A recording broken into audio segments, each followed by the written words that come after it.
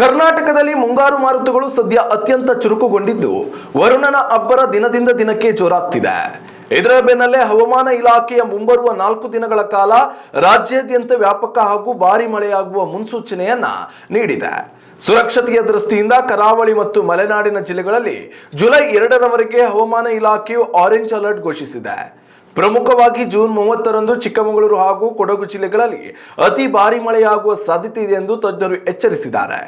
ಉತ್ತರ ಮತ್ತು ದಕ್ಷಿಣ ಒಳನಾಡಿನ ಜಿಲ್ಲೆಗಳಾದ ಬಾಗಲಕೋಟೆ, ಬೆಳಗಾವಿ, ಧಾರವಾಡ, ಹಾಸನ, ಶಿವಮೊಗ್ಗ ಹಾಗೂ ಮೈಸೂರು ಸೇರಿದಂತೆ ಹಲವು ಭಾಗಗಳಲ್ಲಿ ಗುಡುಗು ಸಹಿತ ಸಾಧಾರಣದಿಂದ ಭಾರಿ ಮಳೆಯಾಗಲಿದೆ ಎಂದು ಹವಾಮಾನ ಇಲಾಖೆ ಮುನ್ಸೂಚನೆ ನೀಡಿದೆ.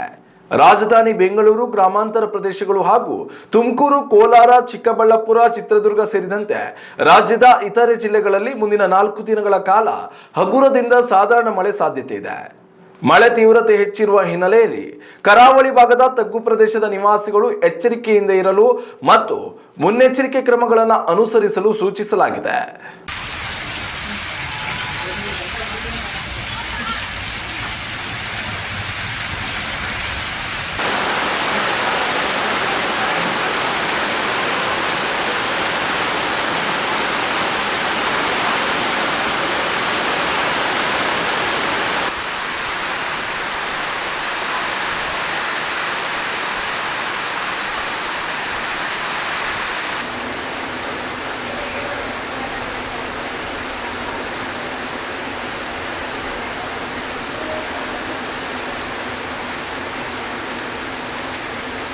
ಉತ್ತಮ ಸಂಸ್ಕಾರಯುತ ಶಿಕ್ಷಣದೊಂದಿಗೆ VSS English medium CBSE school Udupi Muddur.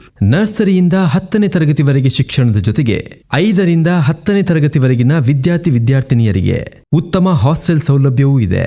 ನಿಮ್ಮ ಮಕ್ಕಳ ಪ್ರವೇಶಾತಿಗಾಗಿ ಈ ಸಂಖ್ಯೆಗೆ ಕರೆ ಮಾಡಿ.